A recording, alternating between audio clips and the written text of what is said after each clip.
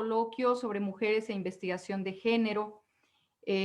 Estoy contenta por la presencia de todas y todos ustedes en este espacio y sobre todo por la presencia de la doctora Gloria Franco Rubio, quien nos acompaña para la conferencia magistral del día de hoy. De verdad me siento muy halagada y quiero agradecerle infinitamente por su generosidad para brindarnos su tiempo y su conocimiento en esta sesión. Voy a presentar a la doctora Gloria. Voy a decir muy brevemente algo de su extensísimo currículum, que de verdad es impactante. Ella es licenciada en Geografía e Historia por la Universidad Complutense de Madrid. La memoria que hizo para su licenciatura obtuvo el Premio Nacional María Espinosa del Ministerio de Cultura. También es doctora por la Universidad Complutense de Madrid, en donde se desempeña como docente en distintas categorías del profesorado. Es catedrática de Historia Moderna y miembro del Instituto Universitario de Investigaciones Feministas de la Complutense. Y a lo largo de todo el tiempo en el que ha estado en esta institución, pues ha compaginado la docencia tanto en los ciclos de licenciatura como de maestría y doctorado. Además, también ha hecho trabajo de gestión académica como secretaria académica del Departamento de Historia Moderna y es miembro del Consejo de Redacción, secretaria y luego directora de la revista Cuadernos de Historia Moderna y pues también está muy metida en la cuestión de la investigación. Ha sido coordinadora de 2 convenios interuniversitarios entre la Universidad Complutense de Madrid y la Universidad de Roma, TRE, entre el 99 y el 2004. También ha estado en la Universidad de Zulia, coordinando proyectos de investigación como el proyecto Vínculos y Sociabilidades en España e Iberoamérica.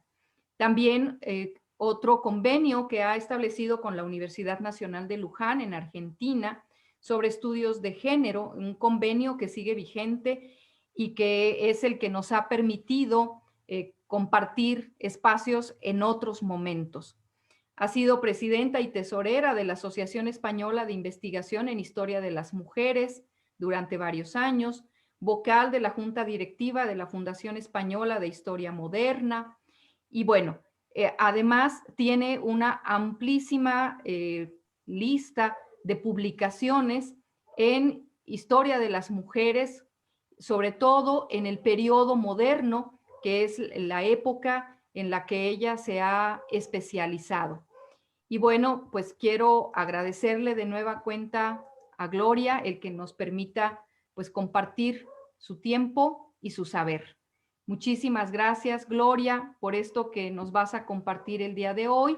Y su conferencia se titula Los orígenes de la domesticidad burguesa y la difusión del modelo de mujer doméstica en el antiguo régimen. Adelante, Gloria. Sí, buenas tardes a todas y a todos y para mí es un placer de verdad estar aquí compartiendo con todos ustedes estas sesiones.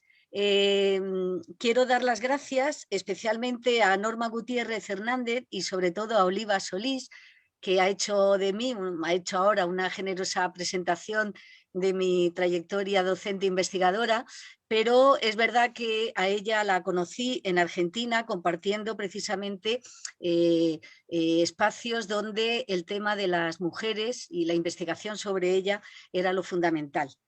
Así que, bueno, pues yo encantada de estar de nuevo con ella y ampliar mi conocimiento a muchos de ustedes.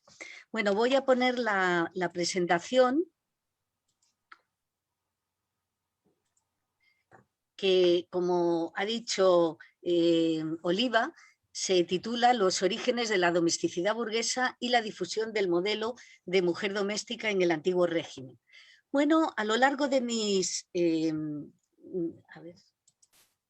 a lo largo de la tarde de mi conferencia voy a hablar de los términos que van a aparecer constantemente, son domesticidad, domesticación, doméstico, mujer doméstica, etcétera, porque todos están imbricados y son los que nos van a permitir entender cómo en la sociedad liberal ese paradigma de la identidad femenina que se articuló bajo el sintagma de el ángel del hogar va a ser originado en la sociedad del antiguo régimen gracias a al triunfo de la domesticidad burguesa. De manera que ese ángel del hogar, que en realidad es el arquetipo o modelo de mujer doméstica, que triunfa plenamente en la sociedad decimonónica, pero que hay que rastrear sus orígenes en una serie de cambios y de procesos que se fueron dando en los llamados siglos modernos, los siglos XVI, XVII y XVIII. Quería empezar poniendo estas dos imágenes que verán tienen una cierta lejanía en el tiempo. La primera es una de Linga, un pintor holandés del siglo XVII, y la segunda corresponde ya a las primeras décadas del siglo XIX, muchacha bordando, pero si nos damos cuenta estamos ante dos imágenes totalmente, casi idénticas, porque nos está mostrando ese paradigma o modelo de mujer doméstica que está en su casa, confinada, que en su espacio natural y que encuentra en ese espacio un lugar donde se encuentra a gusto, distendido, no vemos ninguna de las dos caras, al pintor no le importa, porque lo que ha querido expresarnos es ese modelo de mujer que es feliz en su casa, bien leyendo, como en el caso del retrato de Linga, seguramente una lectura piadosa porque nos hallamos en un ambiente protestante, o bordando una de las labores mujeriles a las que normalmente se dedicaban las mujeres, pero ambas confinadas y felices de estar allí. ¿Y por qué he querido empezar con esas dos imágenes? Porque viendo la extensión cronológica, vemos que efectivamente el discurso es el mismo y cómo fue precisamente en los ambientes burgueses, en esos Países Bajos que se independizan de España, en esa república holandesa, donde los valores de la burguesía y el triunfo de la ideología burguesa que va a llevar consigo un nuevo modelo de domesticidad, porque la domesticidad ya existía, va a triunfar y va a traer consigo importantes consecuencias, entre ellas la difusión del modelo de mujer doméstica. La domesticidad ha sido siempre uno de los instrumentos más eficaces con que ha contado el patriarcado en todas las épocas históricas para legitimar la reclusión de las mujeres, pero lo hace especialmente en aquellos momentos en que ésta está teniendo una cierta visibilidad y el patriarcado, oponiéndose a esa dirección en la que están caminando las mujeres, intenta cortarlo. De modo que hemos apreciado que a finales de la Edad Media, donde las mujeres tuvieron una cierta visibilidad, sobre todo en relación a algunos espacios públicos, y en el siglo XVIII, fundamentalmente en la República de las Letras y en los salones franceses, que luego van a irradiar el modelo también a otros países europeos, tuvieron una cierta visibilidad. Y ahí el patriarcado rompe ese movimiento de avance por parte de las mujeres para retrotraerlas al hogar.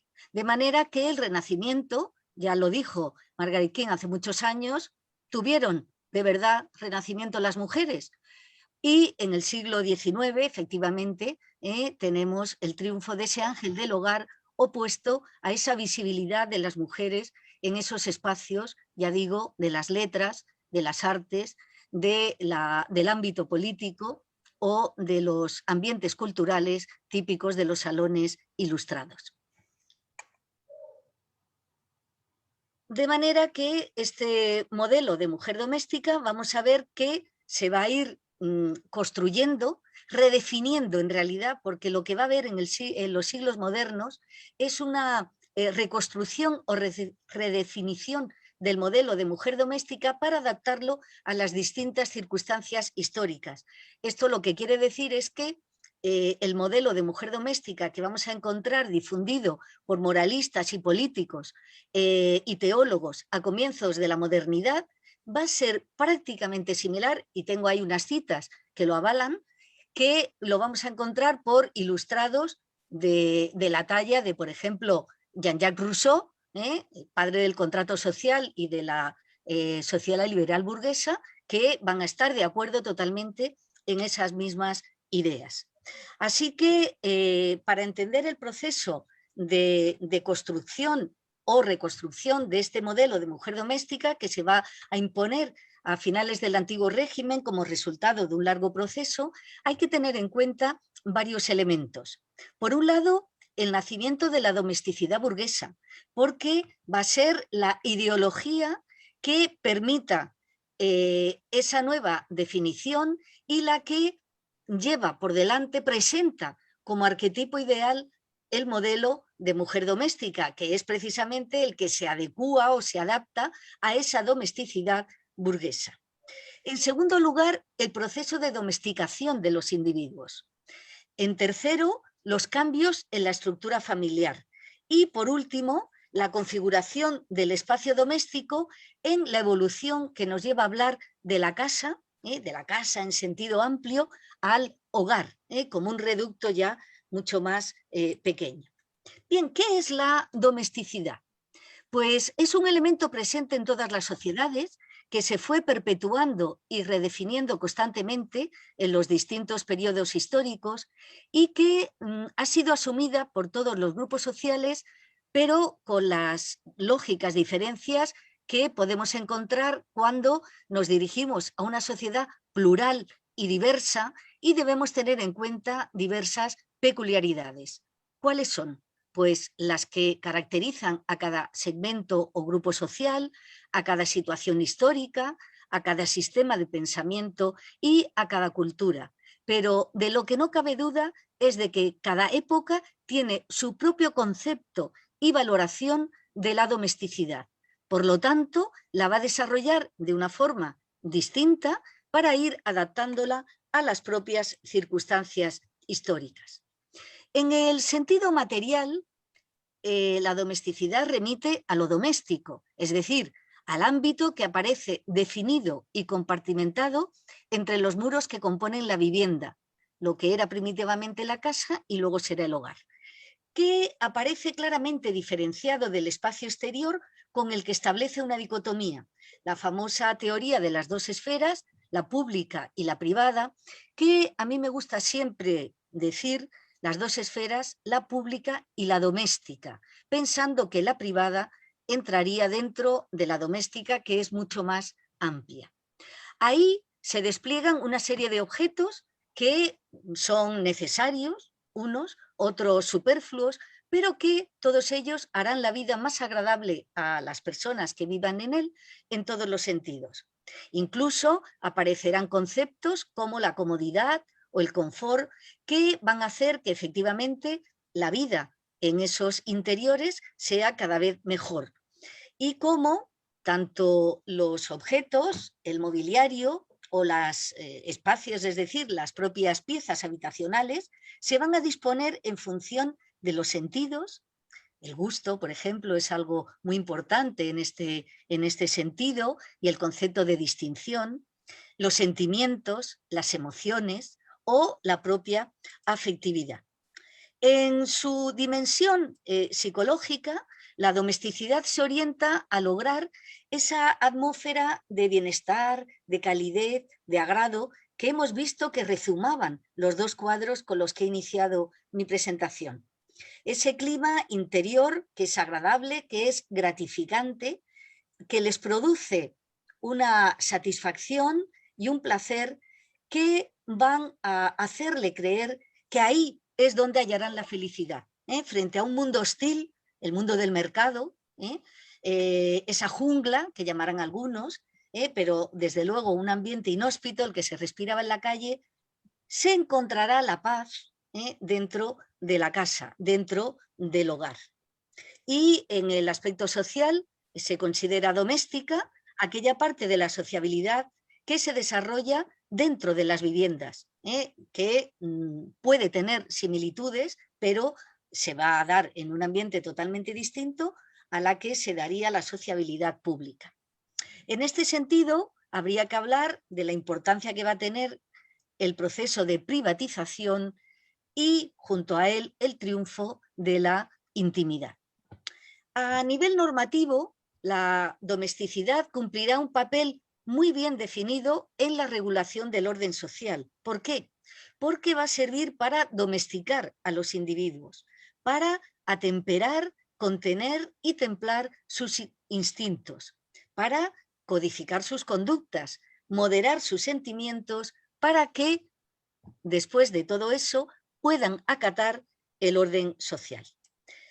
Una vez definida la domesticidad y teniendo en cuenta el contexto histórico al que nos estamos refiriendo, debemos hablar de la domesticación.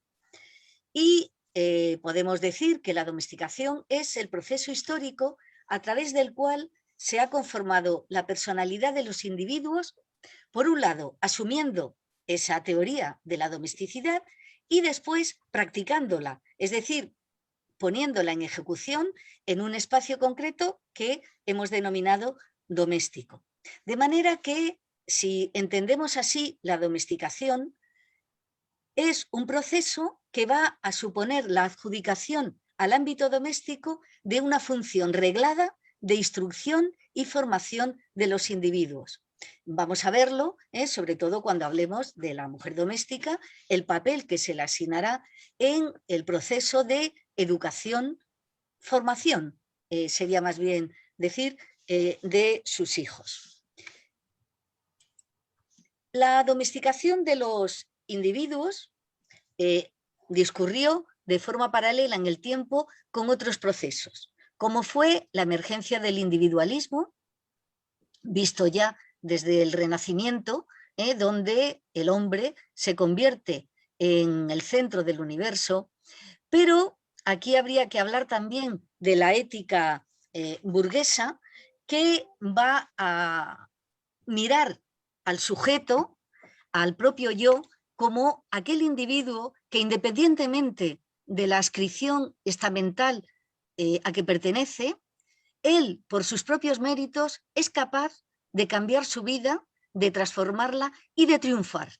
Y ese individualismo que se ve muy bien en los retratos de los burgueses que nos han ofrecido, que nos ofrecen los pintores holandeses, ¿qué es lo que vemos?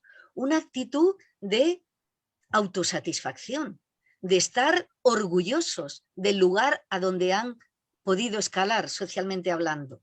Y esos valores burgueses tienen mucho que ver con ese individualismo que se va a poner por encima de la importancia de la colectividad y de lo comunitario, que era lo típico de las sociedades del antiguo régimen y que van a estar todavía vigentes en muchos países europeos hasta finales del siglo XVIII, incluso, bueno, pues incluso podemos hablar, como hace Arnold Meyer, de la persistencia del antiguo régimen hasta en los comienzos del siglo XX, pero no vamos a ser tan radicales.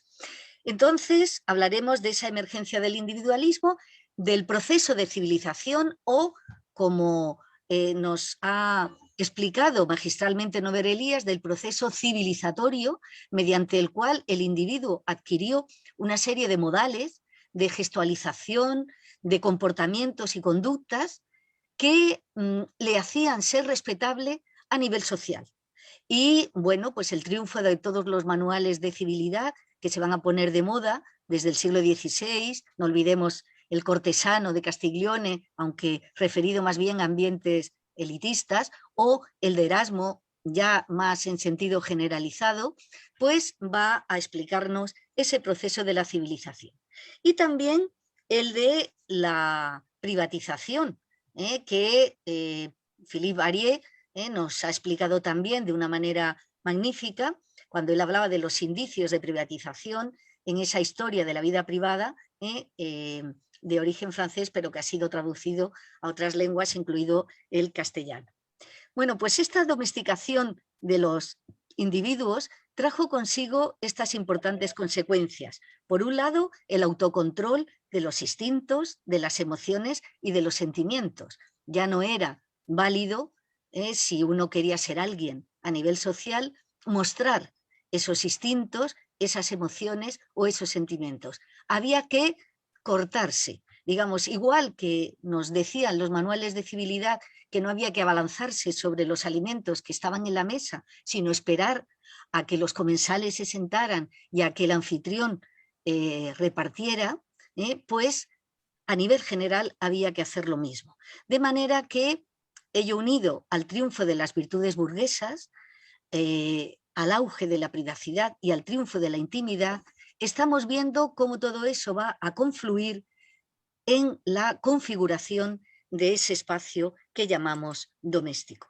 Pero ello también requirió de determinados cambios en la estructura familiar. Si nos fijamos en la familia del antiguo régimen, la típica del antiguo régimen, pues digamos que vamos a encontrar enormes cambios. Era una familia donde los intereses de ella estaban por encima de los intereses de los individuos. Recordemos cómo lo normal era el establecimiento de estrategias matrimoniales a la hora de concertar un nuevo matrimonio, que primaba sobre todo el interés del patrimonio familiar, de la parentela, del linaje o incluso del clientelismo. De manera que eran factores que ajenos al individuo, pero que eran los que iban a hacer posible un nuevo matrimonio como origen de una nueva familia.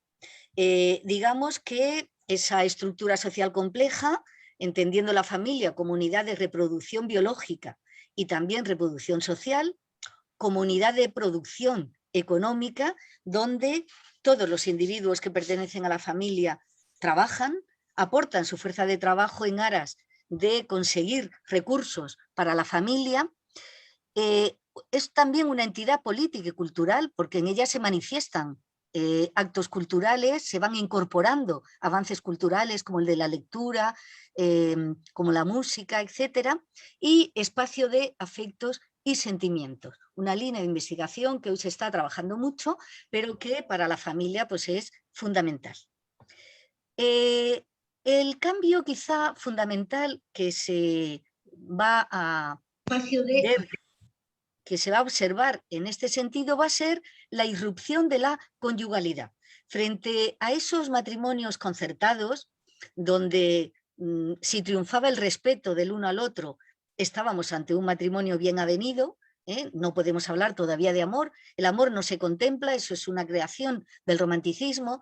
Aquí de lo que se habla es de respeto y en todo caso de afecto. Incluso recordemos cómo los teólogos y moralistas desaconsejan el amor, el matrimonio, perdón, por pasión, porque dicen que la pasión nunca traía consigo un matrimonio óptimo, sino todo lo contrario, que llevaría a la disolución del matrimonio y por lo tanto a problemas.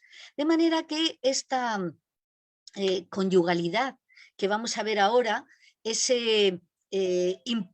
importancia de los cónyuges, de lo que se debe el uno al otro, de establecer el papel que debe tener cada uno de ellos en la familia, pero por encima de intereses familiares, de linaje, clientelares, tal, que ya he dicho, va a ser importantísimo porque va a modular a la pareja de otra manera completamente distinta.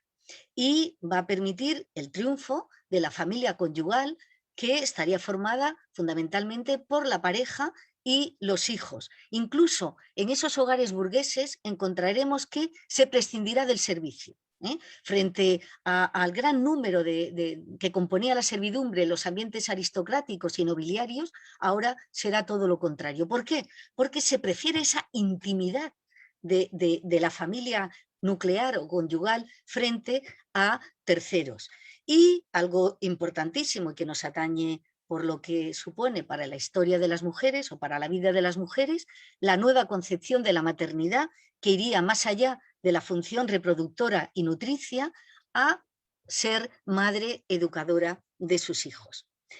Si hiciéramos un como voy a hacer yo, un recorrido rápido por la iconografía de la época, que es una fuente fundamental para entender todo lo que estoy diciendo, pues veríamos al matrimonio Arnolfini, que es el modelo de esa familia conyugal, pero también estas representaciones, todo corresponde a la familia, a la pintura holandesa, del siglo XVII, donde nos recrean esos interiores burgueses, donde está la familia, pero la familia que es la pareja conyugal y los hijos.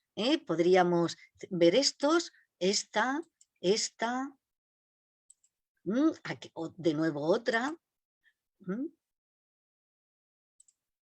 y la crítica al matrimonio que no se adapta a esta nueva domesticidad. Aquí tenemos dos, una de Jan Steen, El matrimonio disoluto, y la serie, la famosa serie sobre el matrimonio de William Hogarth, con una gran crítica, rezumando una gran crítica, que se inicia con la composición del concierto matrimonial que van a hacer estos jóvenes, y esta sería la segunda de las 6 que componen la serie, donde ya se ve que se dedican a todo, pero la casa desordenada, y por lo tanto se ve ya, se adivina que va a ser un verdadero fracaso.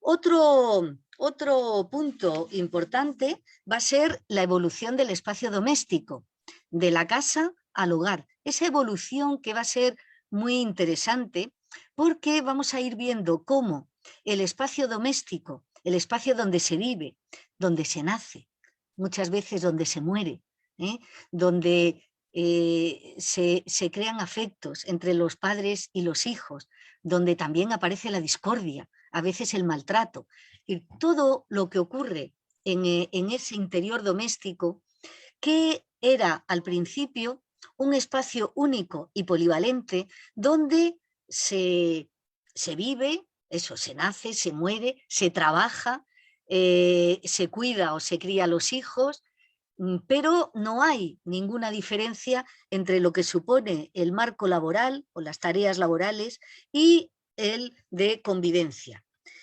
Pero esto, por ejemplo, se ve muy bien aquí.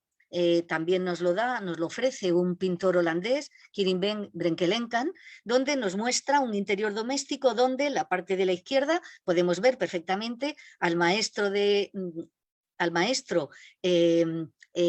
tejedor, al aprendiz y al oficial. Digamos, ahí estarían los 3 grados de los gremios, que por supuesto trabajando necesitan la luz, por eso están colocados al lado de la ventana, con pocos muebles, incluso hay un tablero colocado sobre un barril, una estantería donde depositar los útiles de trabajo, y en la parte de la derecha encontramos a su esposa junto al hogar y realizando faenas domésticas. Está pelando verduras y ahí tiene el hogar, y un perrito, bueno, un animal doméstico. Si bajamos a estos dos del mismo pintor, aquí tenemos un taller de zapatería y aquí otro textil, encontramos esa misma ambivalencia en la que no hay distinción en el espacio donde se vive, se trabaja, a veces incluso se vende, porque muchas veces, como en estas ventanas que se abrían en guillotina, pues permite su apertura para que la gente venga a comprar o a encargar algo que se puede vender. Así que esa transición entre lo público y lo privado, que todavía no existe, que se está gestando ahora esa separación, pues la vemos perfectamente mostrada en estas ilustraciones.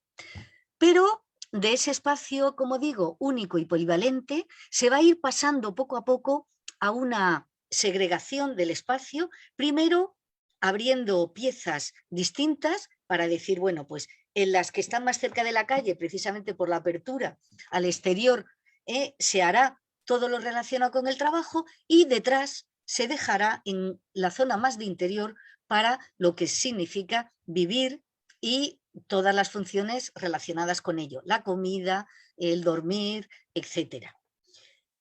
Poco a poco esa segregación será más explícita con plantas. Se dejará la baja para el trabajo y la de arriba se utilizará como vivienda.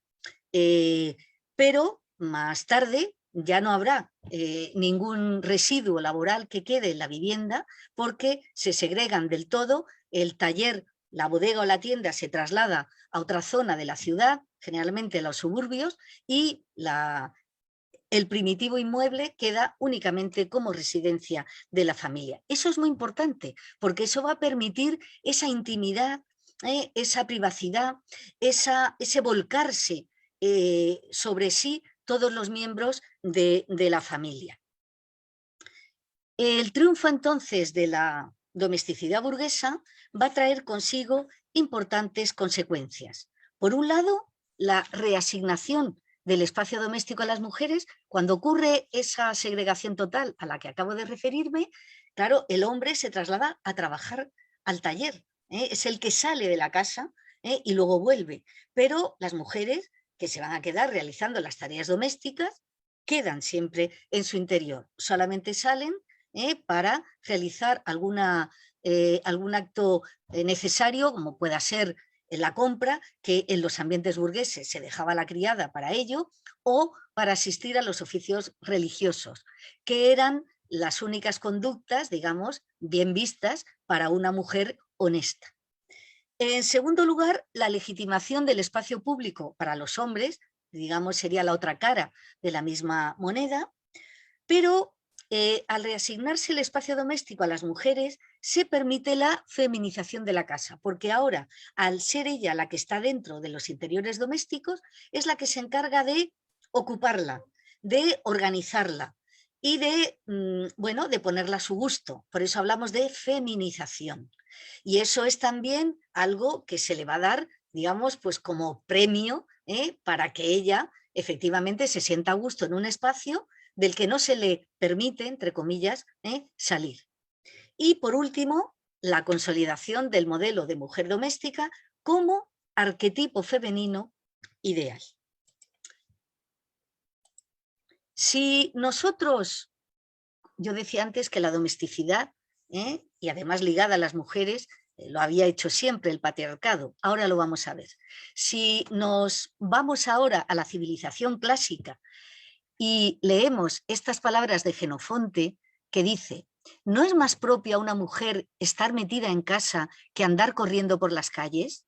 ¿Y qué cosa más vergonzosa y contraria al hombre que estarse encerrado en casa y no cuidar de los negocios exteriores?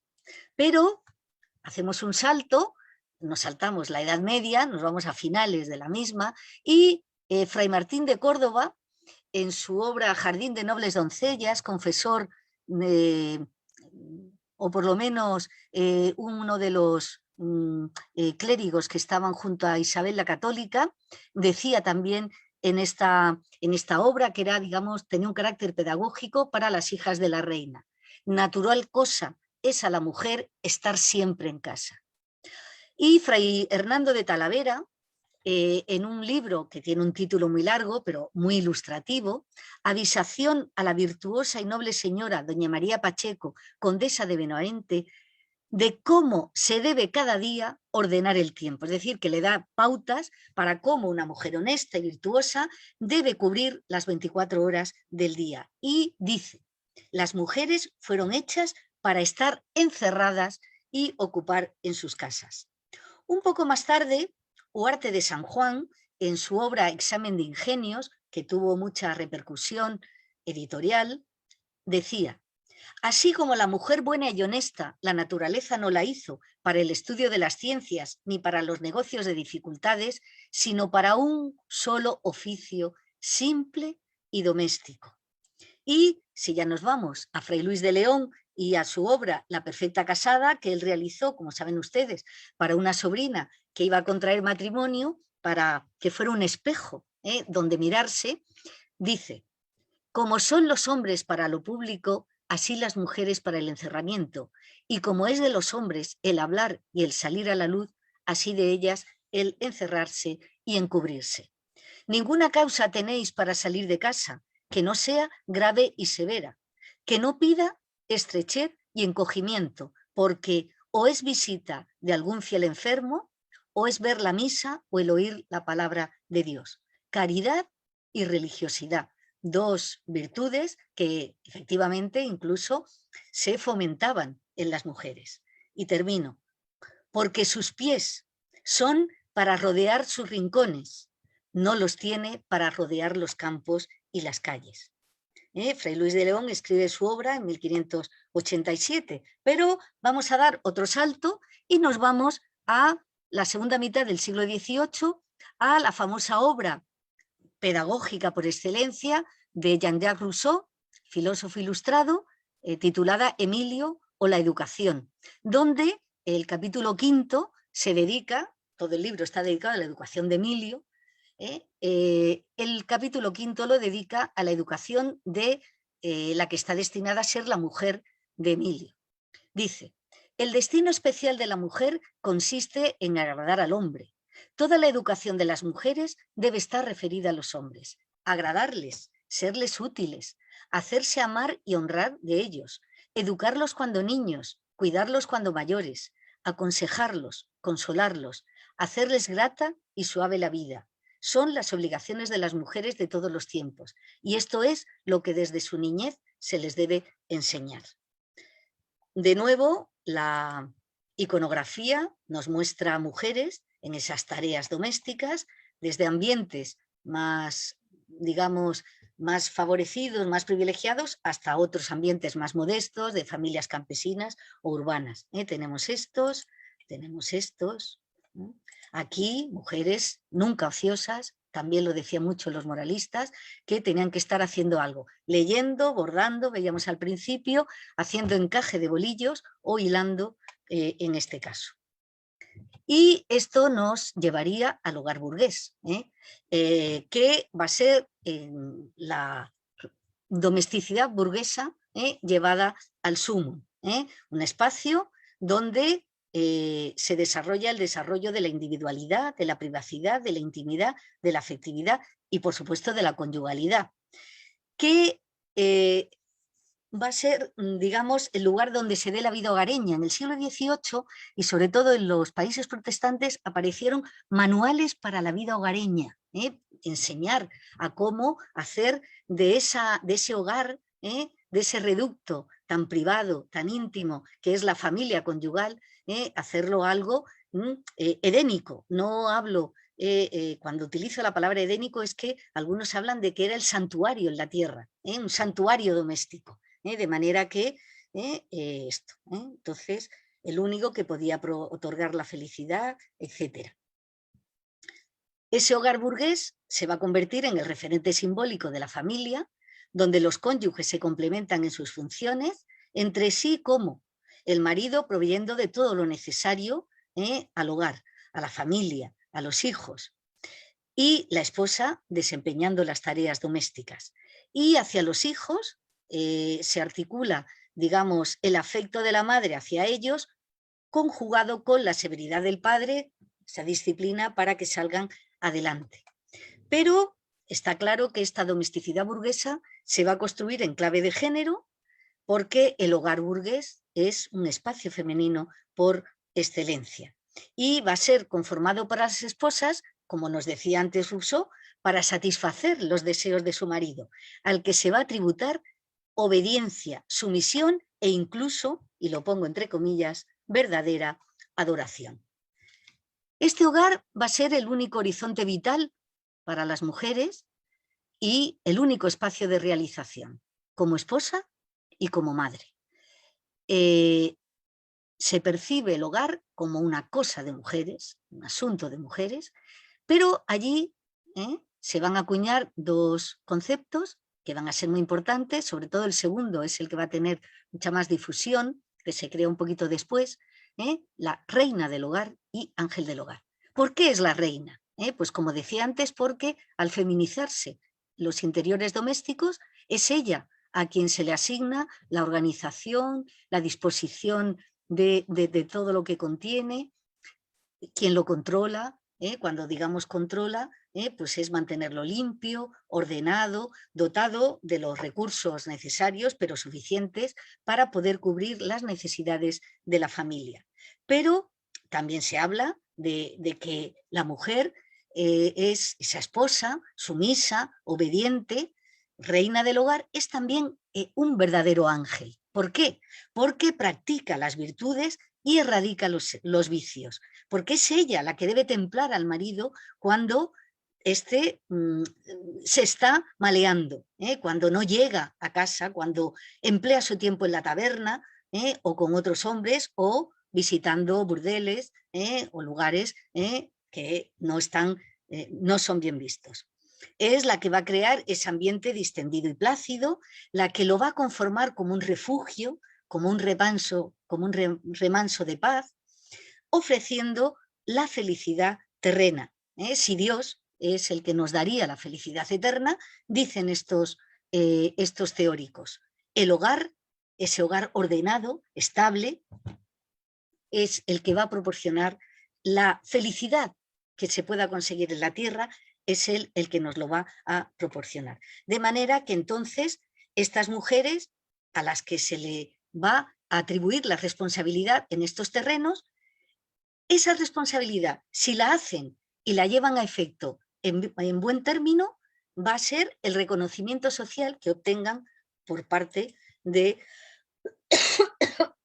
perdón, de la sociedad. Entonces, por eso hablamos del santuario doméstico y del ángel del hogar como el nuevo paradigma de la identidad femenina.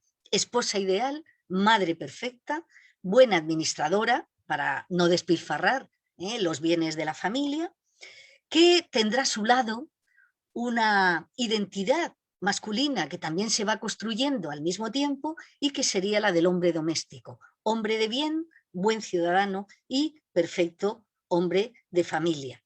Y en este sentido, antes me he referido al paso que se da, sobre todo en el concepto de maternidad, fundamentalmente en el siglo XVIII, cuando se habla de la madre como lactante, va a haber una polémica en casi todos los países muy dura contra la lactancia mercenaria de las nodrizas y contra aquellas mujeres que abandonan sus obligaciones, se dice en las obras de la época, y no dan y no amamantan personalmente a sus hijos. En este sentido, tanto la literatura médica como la filosófica, como la moral, van a insistir en que las mujeres deben ocuparse personalmente de sus hijos y de esa crianza. Y de esa crianza. Por eso hay mucha iconografía que nos presenta a las mujeres lactando. Estamos de nuevo, este es Peter de Hooch en el siglo XVII holandés, pero estamos viendo perfectamente mujeres burguesas que se están cuidando personalmente a sus hijos. Seguimos lactando,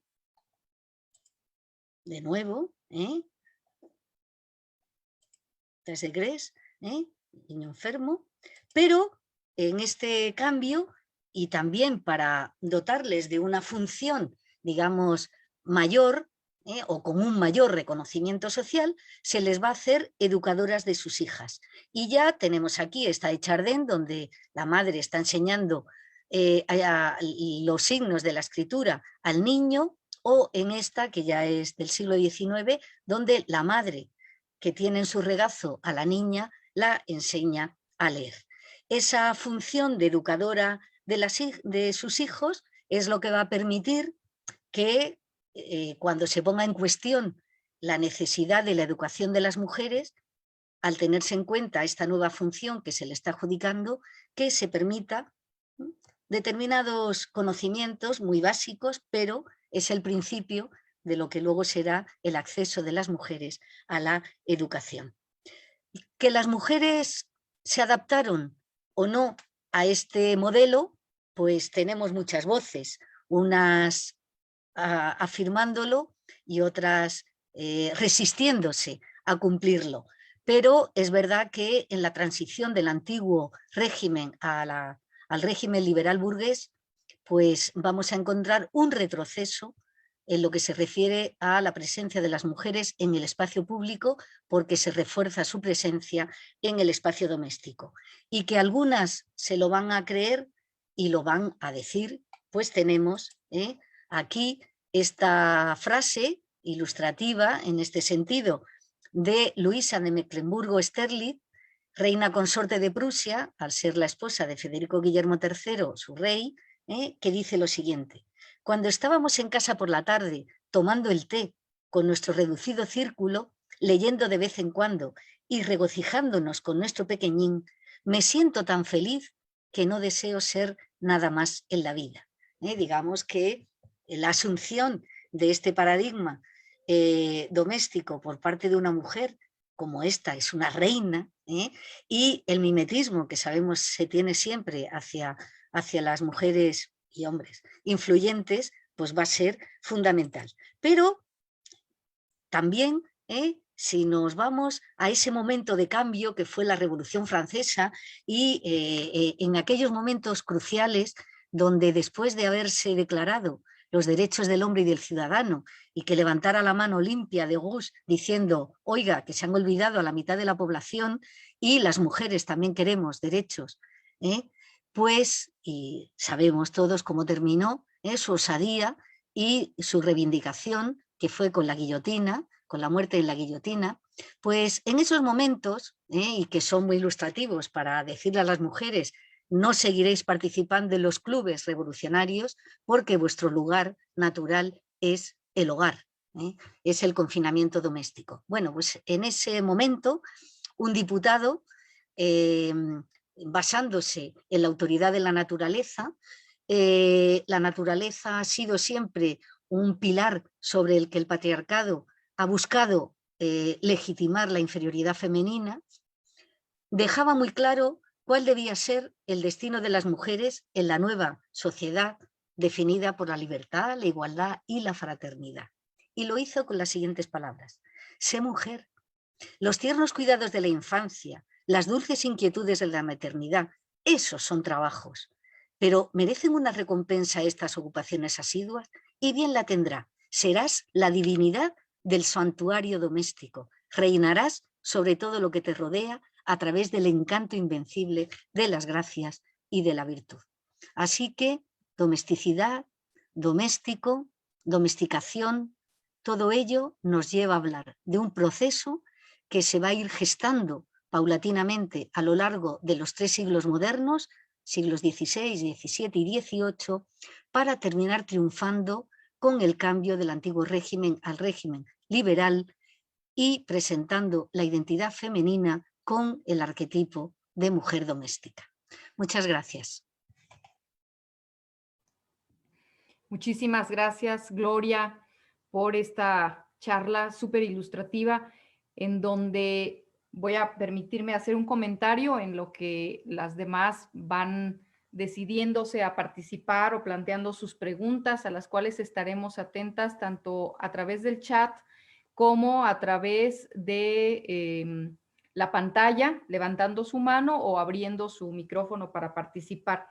Me parece que es súper interesante esta alianza que haces entre los textos filosóficos, morales y las pinturas leídas como textos, ¿no? En donde nosotros podemos ver toda esta transición, todo este proceso que tú has ido delineando y cómo en el caso, por ejemplo, de la pintura, se convierte no nada más en una fuente para hacer la historia, sino también en un recurso didáctico, ¿no? Para la población, para aprender lo que nos corresponde como varones o como mujeres o como niños o como trabajadores en los distintos espacios, en los distintos momentos. El uso de estas pinturas que nos mostraste me parece que es maravilloso y que tendríamos que usarlo más frecuentemente, ¿no? Como una fuente para nuestros propios trabajos. Y bueno, si hay alguien que quiera hacer alguna pregunta o comentario, están los micrófonos abiertos y el chat dispuesto.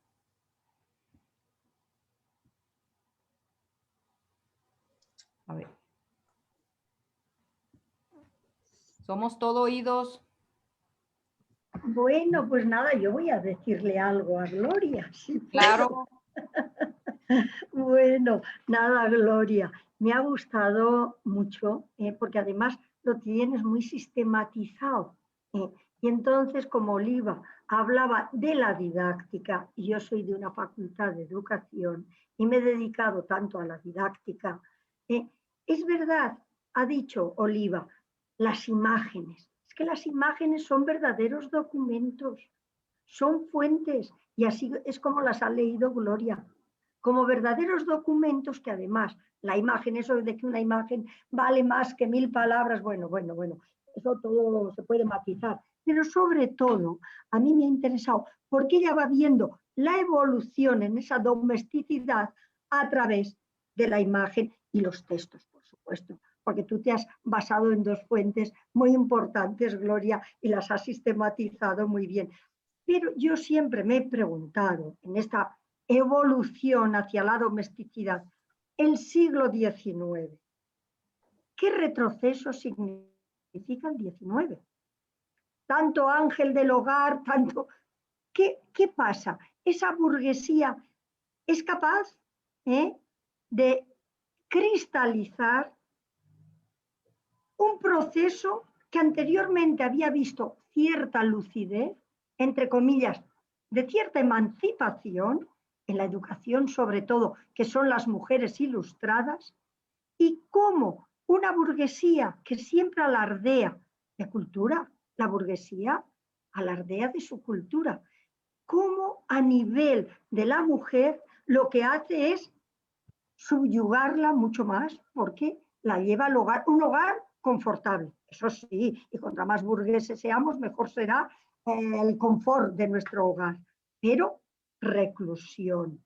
Eso, ¿tú cómo lo ves, Gloria? ¿Un retroceso realmente? Sí, yo te contesto. Sí, yo lo he visto siempre como un verdadero retroceso, porque no sé si porque realmente en el siglo XVIII la incorporación de las mujeres, pues eso, a la República de las Letras, que empezaron a escribir además sobre muchas temáticas que hasta el momento se le habían vetado, el interés que tenían por participar en el espacio público que se les abría. En Francia los clubes revolucionarios, pero en la propia España, que era una sociedad mucho más pacata y atrasada, bueno, pues cómo quisieron involucrarse en la Junta de Damas de Honor y Mérito, en la Asociación de Caridad para Presas de la Galera, en fin. Las mujeres estaban deseosas de hacer algo, se les antojaba pequeño ese espacio doméstico y sobre todo aquellas que disponían de tiempo libre y recursos, pues con más razón, ¿no? Entonces, yo creo que ahí hubo un momento en que esa burguesía que había sido revolucionaria se vuelve muy conservadora y se reserva para sí ese hogar como reducto, como refugio frente a lo que era pues una industrialización que se va a hacer en condiciones durísimas y que desde luego para las mujeres de las clases populares el hogar, vamos, más hubieran querido ellas tener un hogar como el que yo he definido, ¿no? Pero entonces yo creo que ellos dijeron, tenemos que tener este anclaje, que es el que nos permite tener confortabilidad, porque realmente nuestras necesidades básicas nos las tienen ellas cubiertas. Y entonces, cada vez que las mujeres daban un paso hacia la educación, hacia el trabajo, se resistían muchísimo, porque eso significaba perder ese colchoncito donde ellos podían echarse tranquilamente y, digamos, dejarse ir, abandonarse, porque sabían que estaban seguros.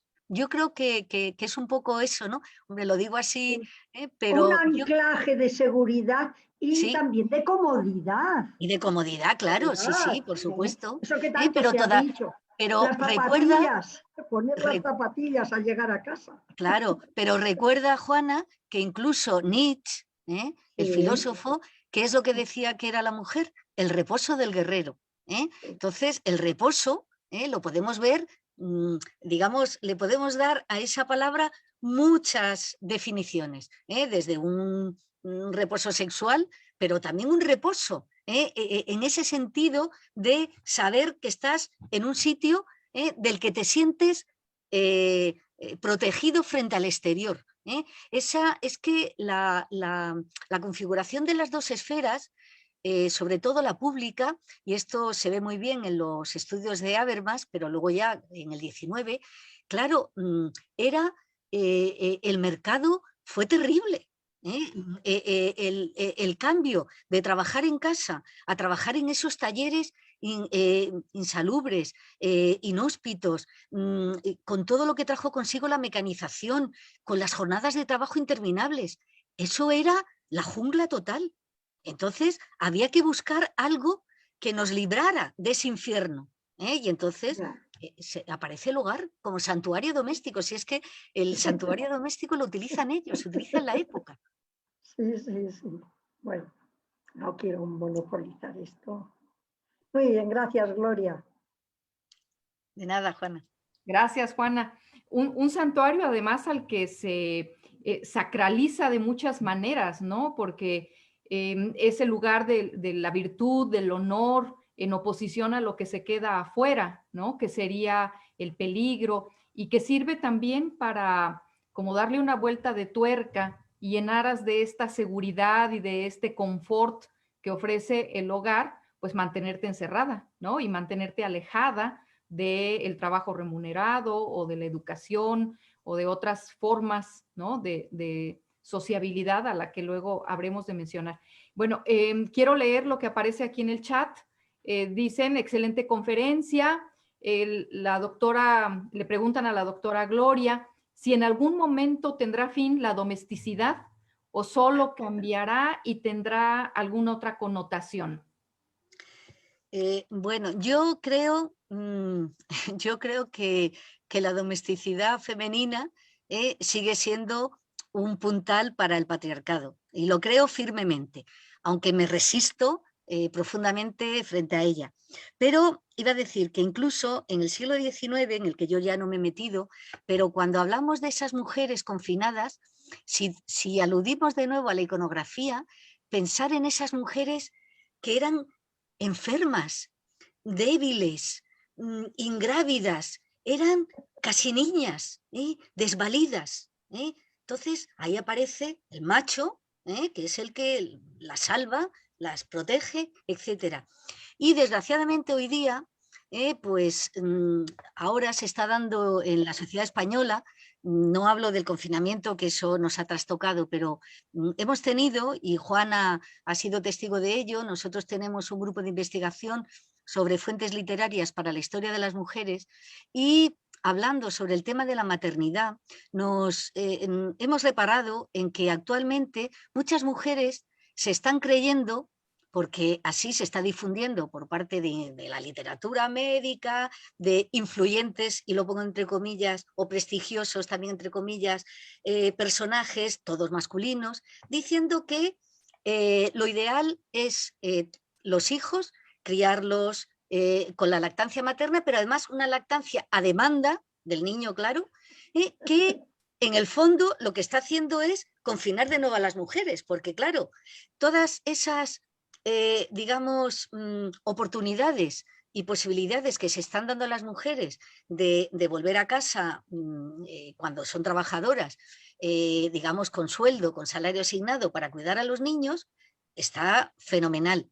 Pero corre el peligro de que si te crees que tu papel es ese y que el otro es subsidiario y que lo importante es estar junto a tu hijo todo el tiempo que éste necesite, en el fondo, ¿qué es lo que se está llegando a producir?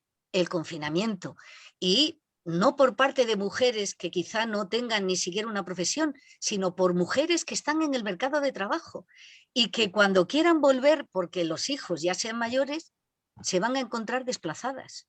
Entonces, hay muchas maneras de domesticar a las mujeres y de volverlas a casa y encontrar fisuras y encontrar discursos que las convenzan es tarea del patriarcado. Y lo está haciendo, ¿eh? Lo está haciendo, y ya digo, con cosas como esta, que sería un indicio, tendríamos que buscar más, pero me quedo con ese.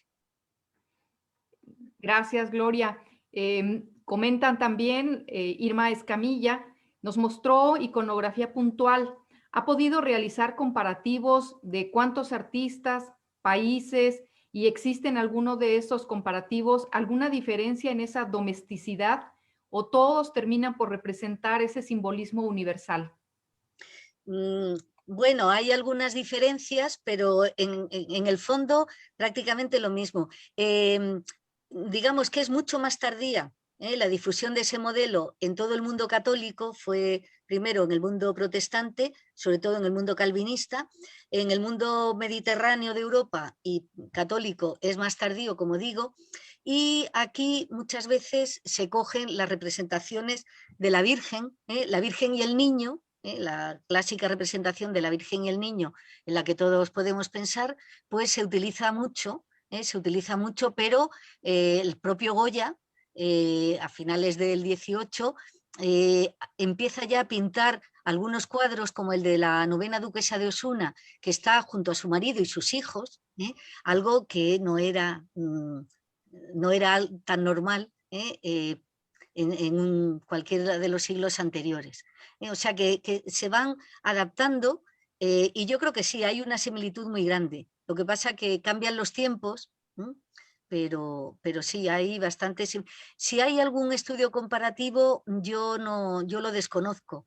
Yo es que trabajo mucho con fuentes iconográficas porque me gusta y porque para todo el tema de la domesticidad burguesa para mí ha sido muy útil la pintura holandesa del siglo XVII, porque es que es reveladora en esa doble vertiente a la que tú te referías, como pedagogía, como modelo a transmitir, pero también como reflejo de una realidad.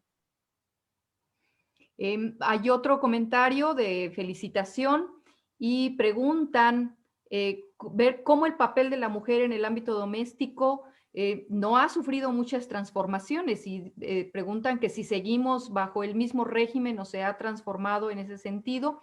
Y luego le cedo la palabra a la doctora Norma, que quiere hacer una pregunta. Vale, pues contesto diciendo que yo me he quedado a finales del 18, pero en el siglo XIX podríamos acudir a muchísima literatura, siempre, claro, voces masculinas, donde se insiste en lo mismo. Pero si recordamos el libro de Betty Friedan, ¿qué es lo que nos dice en la mística de la feminidad? Está hablando de esas mujeres de clase media que en Estados Unidos pues están en casa todo el día, eso sí, con unas cocinas con todos los electrodomésticos modernos, unas casas impolutas, estupendas, los hijos en colegios, el marido trabajando y ellas con el problema que no tiene nombre, que es como ella lo llamó. Y eso era en los años 60 del siglo XX, no hace tanto. Hay que tener cuidado. Sí, gracias, Gloria. Le cedo la palabra a la doctora Norma. Gracias. Antes que nada, felicitar a la doctora Gloria, un enorme aporte de su presentación. Estaba pensando en muchas cosas y creo que mi pregunta se ha respondido con algunas partes de sus intervenciones, pero de todos modos la quiero hacer. Esta ideología, esta filosofía de las mujeres como ángeles de los hogares, pues se vino a México tal cual, al 100%, y lo vemos sobre todo aplicado en el siglo XIX, aunque a finales de esta centuria, particularmente en el Porfiriato, hay una coexistencia, hay como un quiebre. Y en ese sentido, bueno, así como usted ahorita ha señalado que la pintura ha sido para usted una herramienta valiosísima de análisis como fuente primaria, en mi caso han sido diferentes fuentes desde la educación formal, por ejemplo, los planes de estudio, donde he visto tal cual estos señalamientos que usted ha compartido. Mi pregunta es, ya sé que no es la temporalidad que usted abordó, pero considerando que las mentalidades es el terreno que más lento va en una sociedad, por ello usted decía que seguimos en esta línea, pero desde la educación formal, si usted tuviera alguna información de cuándo pudiéramos ver alguna fisura o quiebre en la realidad que usted nos comenta, para tratar de entender lo que pasa también acá en México, sería de gran utilidad. No sé si me di a entender, si no, pues me dice. Gracias, doctora. Claro, es que la historia, las historiadoras que nos dedicamos al estudio del pasado, claro, aquello que en un momento se creía que el futuro era siempre progreso, Es decir, que la historia evolucionaba en progreso, sabemos que no es verdad. Sabemos que hay muchísimos altibajos, hay avances y hay retrocesos. Cuando estaba hablando de Betty Friedan, claro, me refería a la sociedad estadounidense, el primer mundo, pero pensaba, por ejemplo, en la historia de España, que es la que más conozco, lógicamente. En el siglo XX, cuando iniciamos el siglo XX, estábamos en una monarquía corrupta a todos los niveles. Bueno, pues incluso se llega a decir que al rey se le echa por ladrón, no por Borbón, de Alfonso XIII, una dictadura, la de Primo de Rivera, y llega la República. La Segunda República Española, que duró desde el año 31 hasta el año 36, fue muy progresista, porque además hizo de la educación un motor de avance, pero de avance de la humanidad. Entonces, bueno, pues vemos toda una serie de iniciativas que se van a hacer en el terreno educativo, quiero decir, pero que también se hicieron en aras de que las mujeres avanzaran. Es cuando se consigue el voto, el sufragio femenino se concede por primera vez a las españolas en octubre del 31, en esa república. Se permite la participación política, se concede el divorcio, que era un problema bastante grande en la sociedad española para la gente de la época. Y entonces te das cuenta de que toda una serie de avances que se dieron y que incluso luego, ya iniciada la guerra, en el lado republicano, en el lado legítimo, hay una ministra de Sanidad que era anarquista, que era Federica Monseni, que promulgó la ley del aborto. Pues vamos viendo y sumando avances, pero se cortó por la guerra. El franquismo cortó todo eso. Y si nosotros vamos a los discursos de la figura estrella femenina del franquismo, que era Pilar Primo de Rivera, pues son todos discursos de la domesticidad, todos. Y bueno, y no olvidemos que era obligatorio pasar por el filtro de la sección femenina a todas las mujeres españolas. Es decir, que era un adoctrinamiento obligatorio en el que las mujeres eran aleccionadas para que se domesticaran. Y bueno, es que todavía en aquella época, cuando una mujer trabajaba, porque bueno, se hacía necesario, entonces era por necesidad. Si no, no trabajabas porque entonces te daba el postín de que pertenecías a un grupo superior. Te ibas a casar, en el trabajo te daban una dote, pero se acababa tu contrato. Es decir, que hubo un retroceso brutal. Y la ideología dominante en los años 40, 50 y 60 y hasta 70 de la España que yo viví desde mi nacimiento en el 55 va a ser la de la mujer doméstica. Y ¿sabes que uno de los libros que más se leyeron en aquella época, recomendado por los confesores, era La perfecta casada de Fray Luis de León? Es que la historia hay que verla sobre todo para evitar los retrocesos y para que nos haga mantenernos alertas, porque en cualquier momento se da marcha atrás. Y las mujeres siempre somos uno de los colectivos más vulnerables en este sentido. Quizá no nosotras, porque hemos alcanzado un conocimiento que nos hace ser más críticas, pero a nivel del colectivo femenino en general, pues siempre es más vulnerable. Entonces, yo te diría que la educación es importantísima, claro que sí, pero además yo te diría que lo que es importante es una educación en los principios feministas.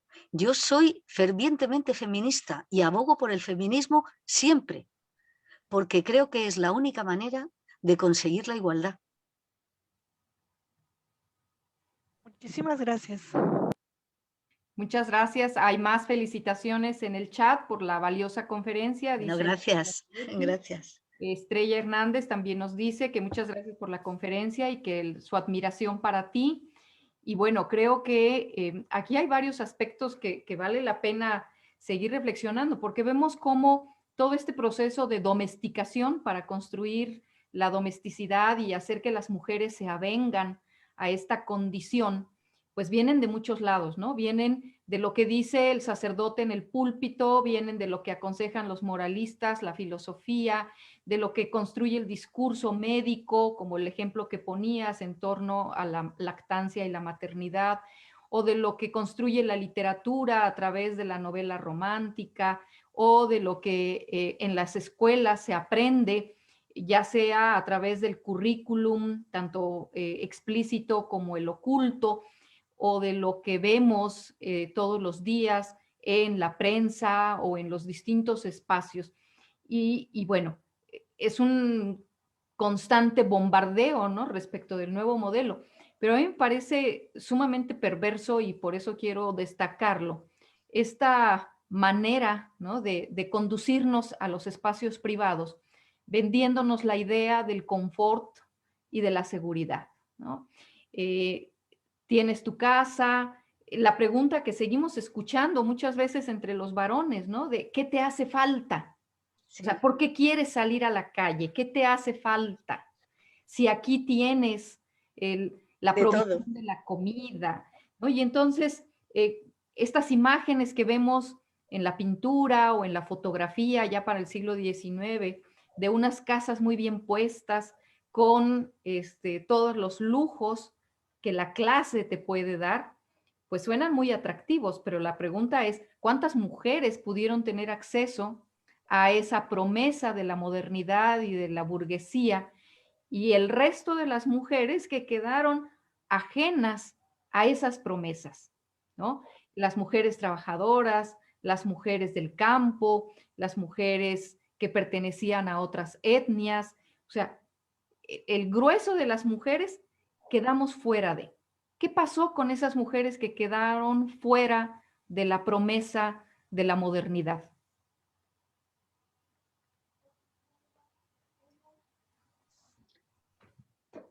Quizá no interesaban porque no pertenecían a la clase dominante. Y de ellas tenemos alguna manera de ver cómo este modelo, supongo, pensando otra vez en el texto de Friedan que citabas hace rato, de el mal que no tiene nombre, en ellas habrá habido, por supuesto estoy entrando al terreno de la especulación, pero es una pregunta que me viene a la cabeza. ¿Habrá habido sufrimiento por no corresponder a estos modelos hegemónicos que impone la domesticidad burguesa y el constatar su condición? ¿Tú qué opinas, Gloria? Y bueno, abro la pregunta también a quien quiera participar, ¿eh?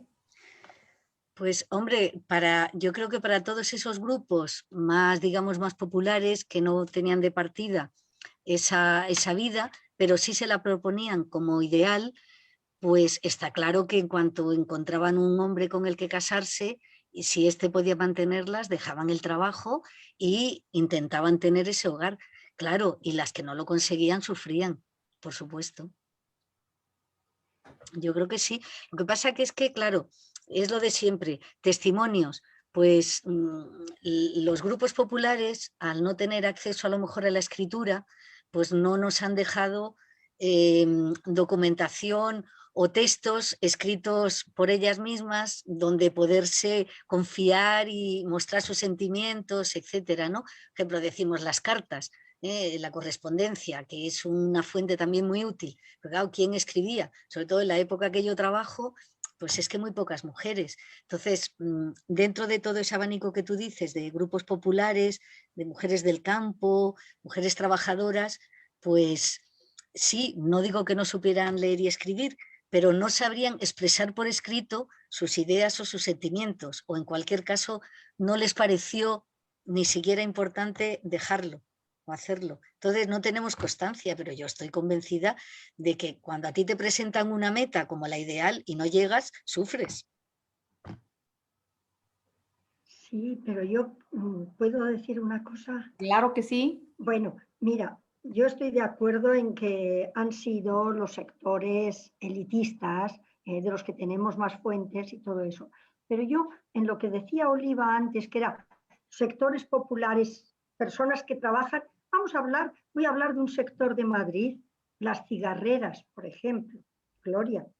Son sectores muy populares, pero creo que lo que sí que se desarrolla en el mundo de mujeres es una solidaridad entre las mujeres muy grande, porque cuando estudiamos ese colectivo, las cigarreras, que son las que trabajan en la fábrica de tabacos, entre ellas se crea una solidaridad tal que hacen de guardería, hacen de cocineras, llevan allí los pucheros y una los va controlando la comida, cuidan a los niños, o sea que entre ellas se generan unas relaciones de solidaridad que en otros colectivos no sé si se darían. Y también lo que se ve en estos colectivos es que se genera capacidad de lucha. Eso sí, las mujeres tienen una gran capacidad de lucha. Tú que has hablado del siglo XVIII, esas mujeres ilustradas, es verdad, la Junta de Damas, todas estas mujeres que al fin y al cabo lo que quieren es ser útiles a la sociedad. Ellas quieren participar en ese desarrollo social. Pero yo, creo que esas mujeres, cuando las mujeres reivindicativas, yo recordaba, cuando tú hablabas, un texto que hay, que es de Aranda, del conde de Aranda, cómo él teme a las reivindicaciones de las mujeres. Porque las mujeres crean grupos contestatarios muy importantes, mucha solidaridad, vamos a llamarle ahora, de género, entre ellas. ¿Por qué? Porque comparten los mismos problemas. Y recuerdo que hay unos textos que dice que Aranda les temía cuando le salían por Madrid las majas y le increpaban, le reivindicaban que mejorara sus condiciones. A mí eso me parece muy importante, porque esa capacidad de lucha que, claro, tenemos menos testimonios porque no saben escribir, tenemos menos, pero existir existe, ¿no? Yo creo que hay una capacidad, yo le llamaría eso, pues un poco de solidaridad de género, aunque ellas no fueran conscientes de que es eso lo que estaban haciendo. Me parece a mí desde mi punto de vista. Muchas gracias, doctora Juana. La doctora Gloria tiene también un comentario. No, es que lo que se está refiriendo Juana es eso, a grupos ya de mujeres que efectivamente son trabajadoras, son conscientes de la lucha de clases y entonces, pero eso ya es del 19, eso ya es del 19 y hay otros colectivos también que reivindican y tal. Yo estoy de acuerdo con lo que ha dicho Juana, vamos, perfectamente. Muy bien. Ahora le paso el micrófono a la doctora, la otra Gloria Armida Tirado.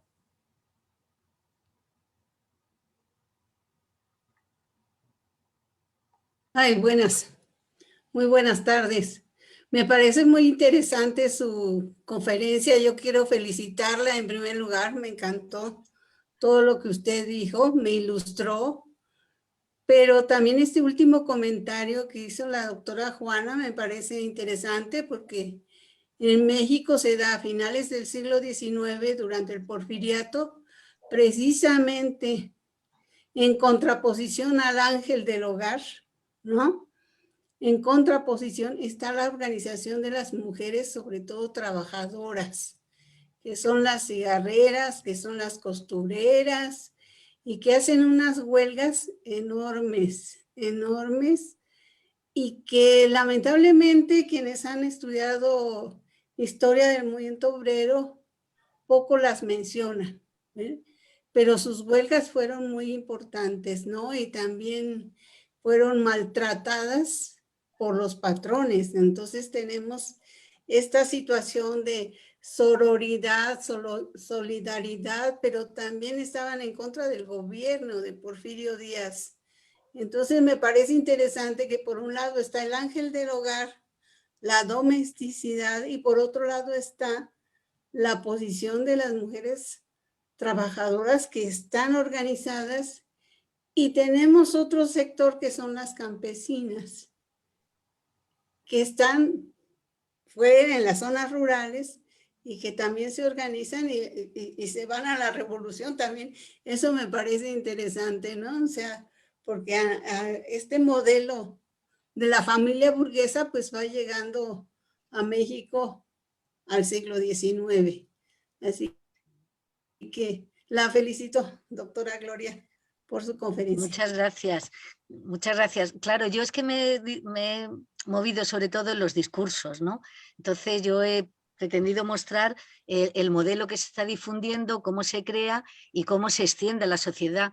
Y dije antes, algunas lo asumen y otras no, y oponen resistencia. Entre las que oponen resistencia, evidentemente, pues hay un abanico amplio de actitudes y entrarían perfectamente estas. Pero claro, siempre las trabajadoras, que además son grupos, son colectivos, que se conciencian muy pronto de su papel, pues están, claro, más disponibles para presentar esa resistencia.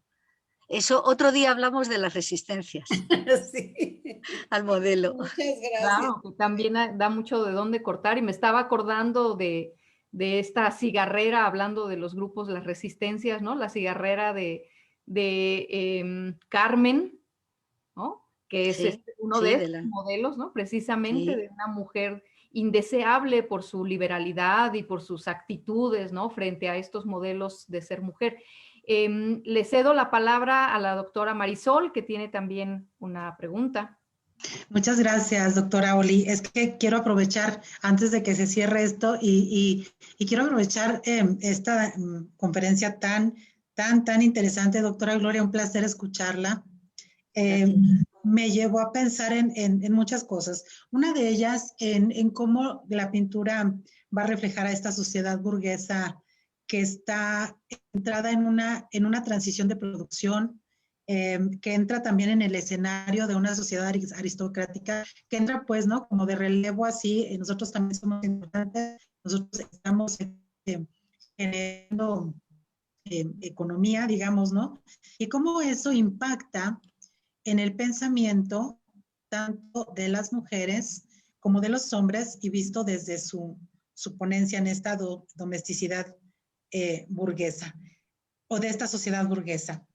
Y la pregunta que me viene a la mente es, entonces, ¿cuál es su opinión respecto de la economía? Yo siempre lo he visto por el lado de la educación, este desarrollo, este crecimiento, me parece, y creo pues que la educación tiene mucho que ver, pero creo que no estoy viendo el impacto de la economía, en qué medida la economía impacta, como si fuera un laboratorio que genera vuelcos, que genera transiciones incluso en las identidades, y quizás esta imagen en el siglo XVIII de esta domesticidad, de este avance, ¿no? Para las mujeres, esta familia, pues, que tiene esta oportunidad de ahora vestirse, ilustrarse. Estamos también hablando de esta época de ilustración.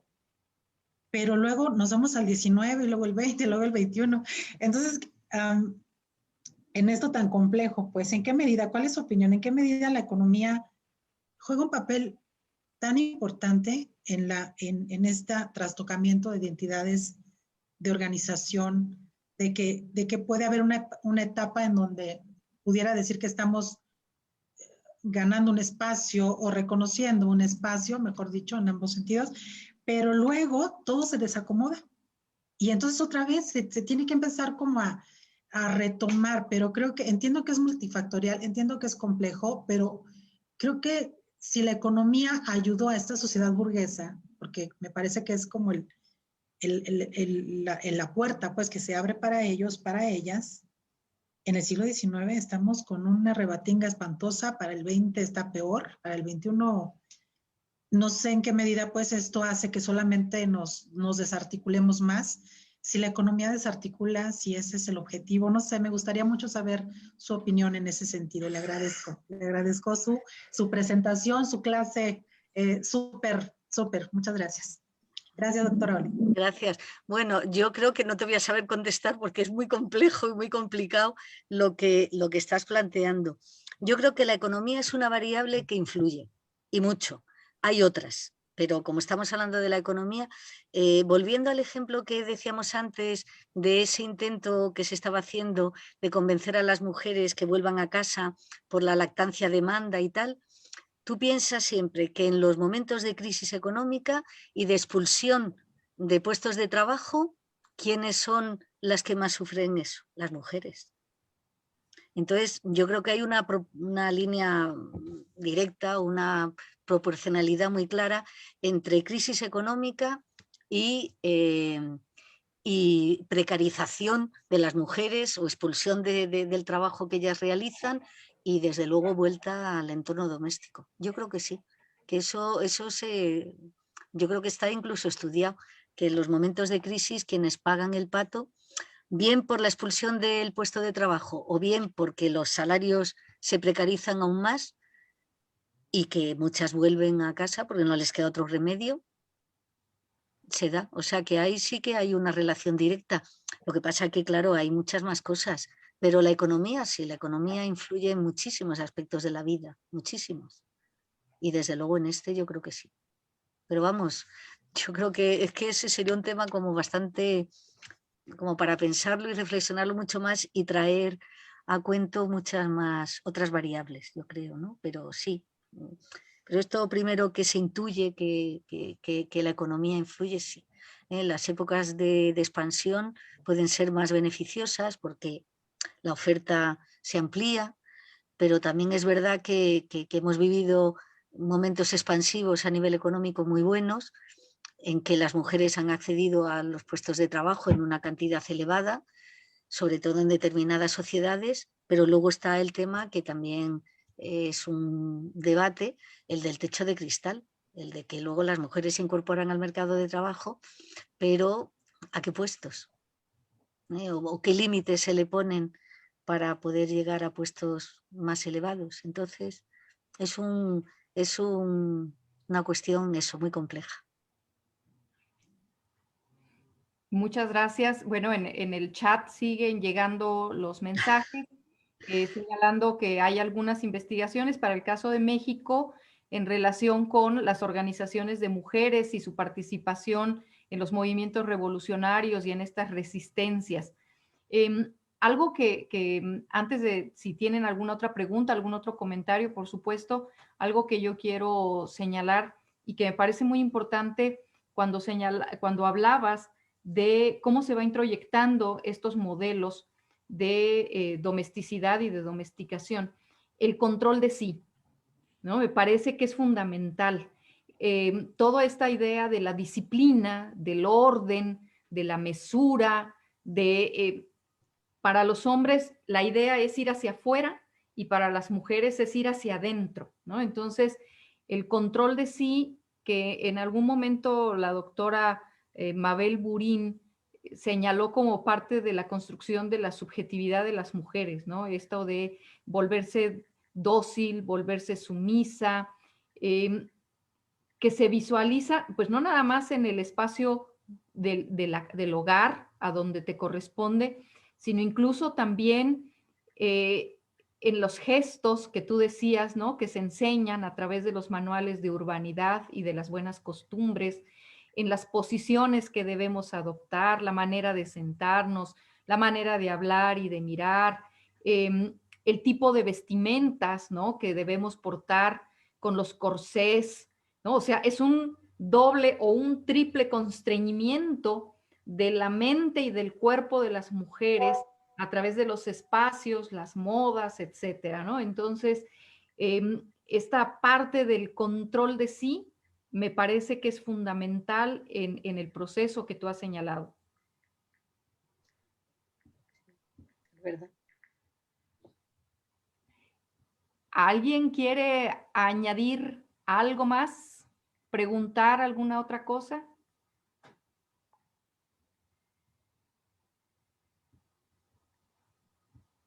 ¿No?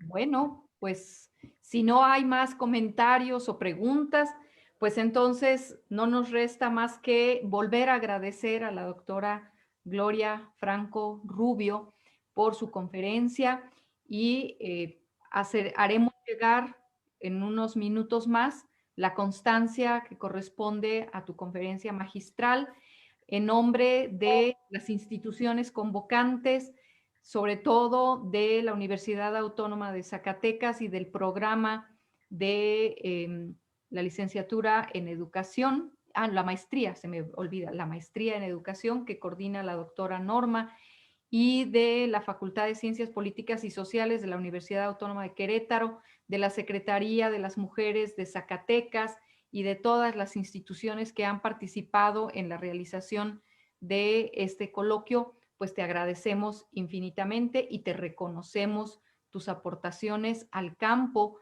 de los saberes y de los haceres de las mujeres. Así es que muchísimas gracias. Esperemos vernos pronto. Aplausos. Bueno, muchísimas gracias por tus palabras y de verdad que ha sido un placer estar aquí. Cuando queráis, me tenéis. Muy bien, pues muchísimas gracias. Abierta la puerta, la vamos a dejar así. Y como Muy bien. decían en mi casa, ¿no? Hasta la cocina nos meteremos. Así es que muchísimas gracias. Continúan las actividades a las 12 del día con las mesas simultáneas que se van a estar llevando a cabo para que elijan a cuál quieren entrar y nos seguimos viendo. Muchas gracias de nueva cuenta y que tengan un excelente día. Un Doctora abrazo. Olivia,